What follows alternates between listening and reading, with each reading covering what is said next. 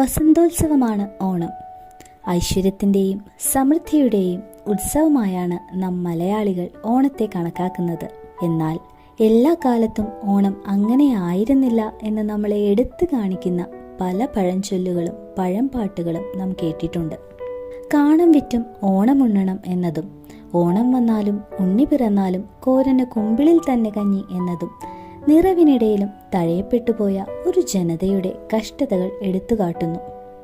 ഇന്ന് എല്ലാ ദിനവും ഓണമാഘോഷിക്കുന്ന നമ്മൾ കേരളീയർക്കായി മുത്തശ്ശിമാർ പണ്ട് പാടിവെച്ച ഒരു കുഞ്ഞു പാട്ടുമായിട്ടാണ് ഞാൻ എത്തിയിരിക്കുന്നത്.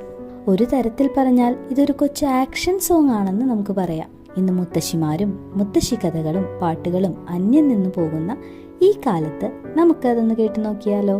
ഓണം വന്ന് ഇയാള് എങ്ങനെയുണ്ണും, ഇയാള് കടം കൊണ്ടുണ്ണും, ഇയാള് ആരു വീട്ടും, ഇയാള് കൊച്ചാണെങ്കിലും കുതാണെങ്കിലും ഞാൻ തന്നെ വീട്ടും ഇയാള്.